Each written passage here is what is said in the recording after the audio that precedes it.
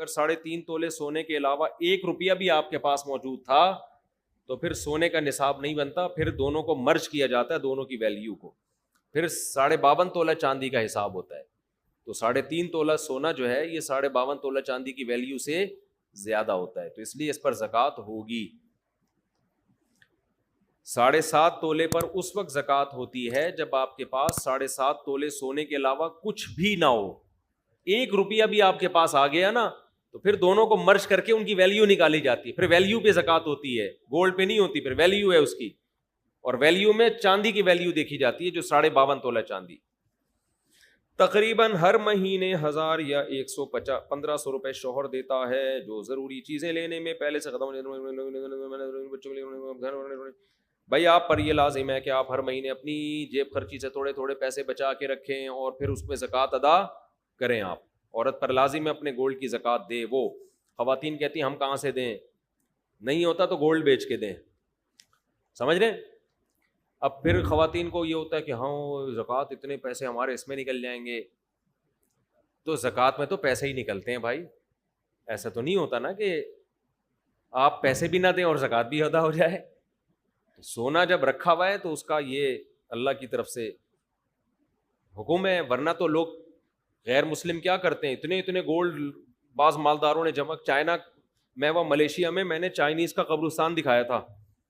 Malaysia میں نے ایک ولاگ بنایا, چائنا کے جو کروڑ پتی لوگ ہیں نا وہ اس قبرستان میں دفن ہوتے ہیں, ابھی بھی یوٹیوب پہ پڑا ہوگا. وہ اتنی دولت کے انبار لے کے دنیا سے جب جا رہے ہوتے ہیں نا تو رو رہے ہوتے ہیں کہ یار کروڑوں روپے ہمارے ہیں اور ہم مر رہے ہیں, کیونکہ پیسہ ہمیشہ جمع کرنے میں لگایا ہوتا ہے, خرچ کرنے کی توفیق ملی نہیں ہوتی. پھر وہ کیا کرتے ہیں, اس قبرستان میں کروڑوں روپے کی قبر خریدتے ہیں.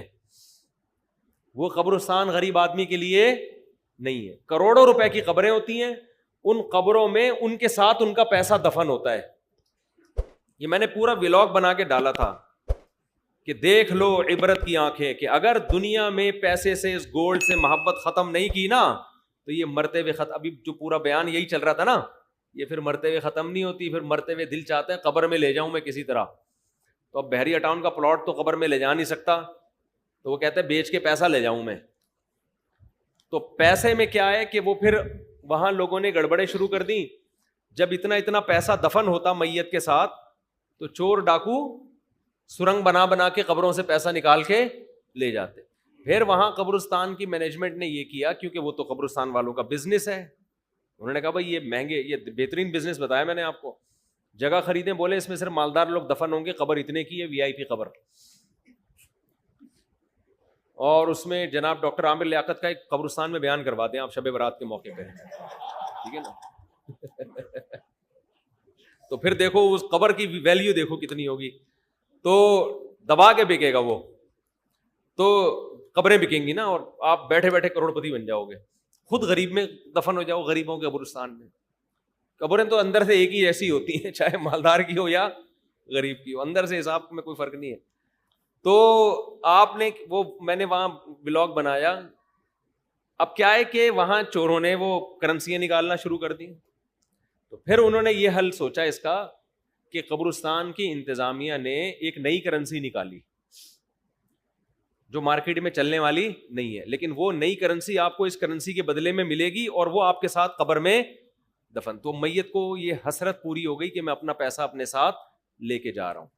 تو اس لیے اس دنیا کی محبت دل سے نہ نکالی نا تو بہت ہی برے ہو جاؤ گے. اس لیے خواتین نے گولڈ رکھا ہوا ہے, خوشی خوشی زکوٰۃ دیا کرو, خوشی خوشی. اللہ ہم سے دیکھو گورنمنٹ کو کتنا ٹیکس دیتے ہیں یار, خوشی سے نہیں دیتے, زکوٰۃ سے کئی گنا زیادہ گورنمنٹ ٹیکس لیتی ہے ہم سے, اور اس کے بدلے میں دیتی سوائے نعرے اور سوائے وعدوں کے کچھ بھی نہیں ملتا ہمیں. جتنا ہم گورنمنٹ کو ٹیکس دیتے ہیں نا, کیا اس کے بدلے میں ہمیں فری علاج ملتا ہے؟ بولتے کیوں نہیں؟ کیا تعلیم ملتی ہے؟ گورنمنٹ اسکولوں میں تعلیم تو دیکھ لو, کھڑکیاں ہی نہیں ہے تو تعلیم کہاں سے ہوگی؟ دروازے نہیں ہیں, ڈیسک نہیں ہے, اسکول ہی نہیں ہوتا بعض دفعہ تو. اور بچوں کے الاؤنس بھی جا رہے ہیں اور سب کچھ جا رہے ہیں. کتنا ٹیکس گورنمنٹ کو لوگ دیتے ہیں, دینا چاہیے, میں منع نہیں کر رہا آپ کو. اللہ آپ سے صرف 2.5% مانگ رہا ہے اور دے اس کے بدلے میں بارشیں بھی وہ برسا رہا ہے, گندم بھی وہ پیدا کر رہا ہے, خربوزے بھی وہ پیدا کر رہا ہے, پکوڑے بھی وہ کھلا رہا ہے, ملائی اور پراٹھے بھی وہی کھلا رہا ہے, دودھ بھی وہ پلا رہا ہے, اتنا دے رہا ہے کہ میں تو کہتا ہوں اللہ اگر تو ہم سے کہتا کہ 2.5% رکھو اور 97.5% دے دو تو بھی کم تھا, سارا تیرا ہی تو دیا ہوا ہے, خوشی خوشی دیا کرو بھائی زکوٰۃ. ہمارے شیخ حضرت مفتی رشید احمد صاحب رحمہ اللہ کو ایک دفعہ خیال آیا کہ اپنا سارا پیسہ صدقہ کر دیں, بس صرف تھوڑے سے اتنے پیسے رکھیں جو مہینے میں کھانے پینے کے لیے, گیس بجلی کے بل کے لیے چاہیے, باقی سارا صدقہ.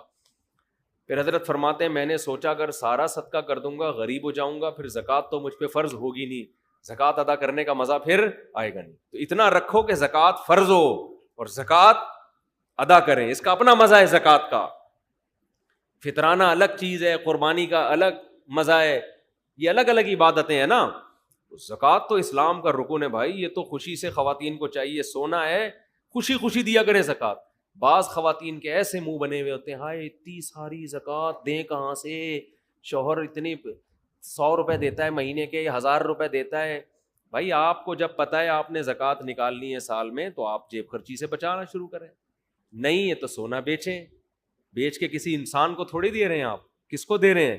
جس نے اس سونے کو پیدا کیا. اور اللہ تو اتنا غنی ہے, اتنا غنی ہے.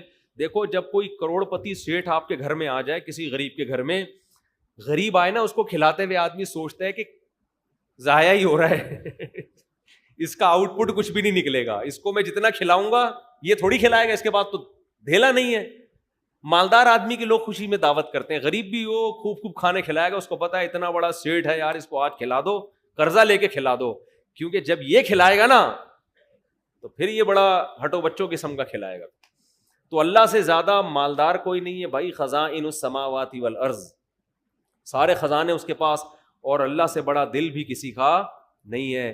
تو اللہ کہہ رہا ہے 2.5% دے دو, 2.5 کے بجائے 5% دے دو بھائی, 10% دے دو. اللہ لے رہا ہے, اللہ اس کو ضرورت بھی نہیں ہے. فقہا نے لکھا ہے کتنی خوبصورت بات, ہم جب اصول فقہ پڑھتے ہیں نا اس میں فقہا نے لکھا ہے کہ زکوٰۃ اصل میں جب آپ غریب کو دیتے ہیں تو یہ غریب کو نہیں, یہ کس کو دے رہے ہیں؟ اللہ کو. غریب اللہ کی طرف سے وکیل بن کے قبضہ کرتا ہے. نہیں آئی بات سمجھ؟ آپ نے پیسے دینے ہیں, کسی کو پیسے دینے ہیں نا, مدد کرنا چاہ رہے ہیں, تو وہ اپنا نمائندہ بھیجتا ہے, یار میں بندہ بائک پہ بھیج رہا ہوں اس کو پکڑا دے. تو آپ اس بندے کو پکڑا دیتے ہو نا, اور فون کر کے بتاتے ہو بھائی میں نے تیرے بندے کو پیسے دے دیے, اب میں بری الذمہ ہو گیا ہوں, تو جان تیرا بندہ جان. تو دیے اصل میں بندے کو نہیں ہوتے, دیے کس کو ہوتے ہیں؟ اس آدمی کو. اس بندے کو تو آپ جانتے بھی نہیں,